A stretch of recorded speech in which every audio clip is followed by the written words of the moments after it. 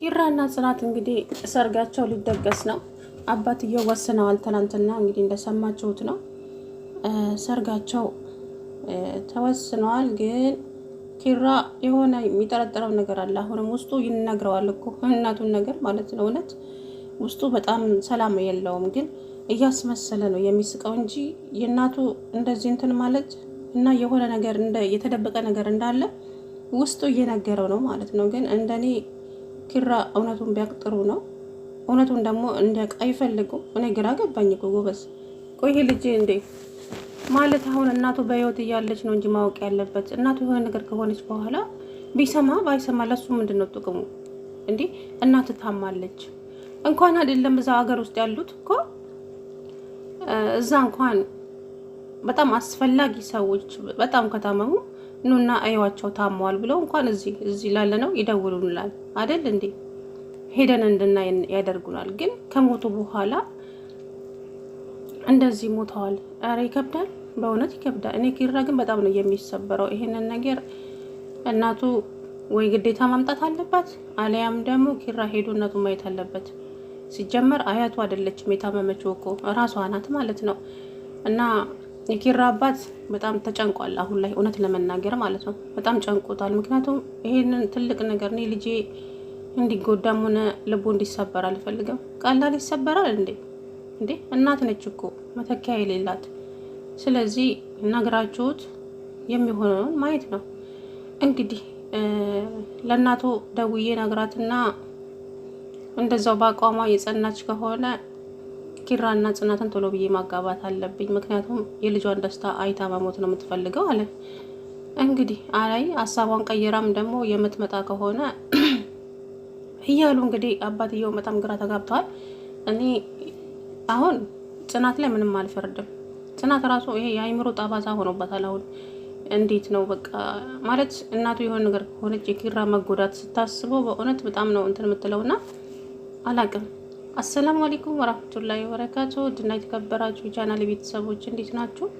እኔ ያለው አልሐምዱሊላህ።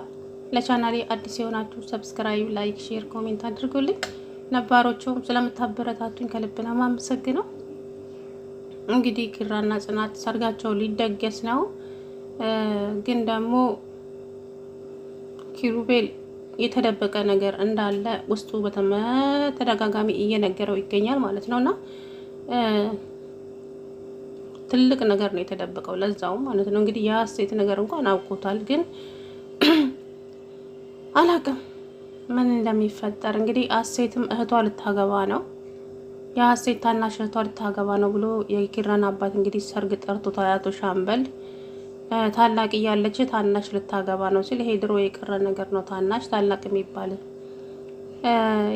እንትን ነው። ባል የመጣላትንም መልካም የትዳር ዘመን ይሆንላት፣ ለዛችም ደግሞ ጥሩ የሆነውን ባል ይቅጠማት ሲሉ የኪራ አባት ኪራስ ደህና ነው ምናምን ሲለው፣ ኪራ ደህና ነው፣ ኪራማ በቅርቡ ሊሞሸር ነው ምናምን አለው ማለት ነው። እንግዲህ ተስፋ ትቁረጥ ወይዘሮ ሀሴት። ኪራ እኔን ያገባኛል ብላ እያሰበች ነበር መሰል። ሲጀመር እኮ ለእሷ ስሜት ሆነ ፍቅር የለውም። ምክንያቱም እሱ በፊቱንም የሆነ ጊዜ ልታስታውሳላችሁ ክላሷ ቁጭ ብሎ እግሯ ለተኝቶ ያወራ ቀን ኪራ አሁንም ያዛችን ልጅ መርሳት አልቻልክም አይደለ ስትለው፣ አዎ እንዴት ልረሳት እችላለሁ፣ አይኔ ስር እኮ ነው ያለችው ሲል ይመስለኛል። እሷን ያላት መስሏት ይሆን እንዴ እላለሁ። የምሬን እኮ ነው። አይኔ ስር ነው ያለችው፣ አይኔ ስጨፍንም ስገግጥም እሷን ነው የማየው አለ ማለት ነውና እሷን ይሆን እንዴ ይመሰላት። ሳስቡ እንደዛ ሳይሆን አይቀርም። ግን እንግዲህ ተሳስተሻል እናቱ። እሱ ያኔ ጽናትን ነበር እያሰበ ያለው። ከጽናት ውጭም ደግሞ ማንንም አልፈልግም ብሏል። እንኳን አይደለም ሀሴት ከቤት ጋር እያለ ራሱ ጽናትን ነበር እያሰበ የነበረው በልቡ። ግን ያው አሁን አድርጎታል። እንግዲህ ኪራ ግዴታ እንደኔ የእናቱ መታመም መስማት አለበት። በእውነት እንዴ እናት እኮ ናት። የሆነ ነገር ከሆነች በኋላ እየዬ ማለቱ አይጠቅምም።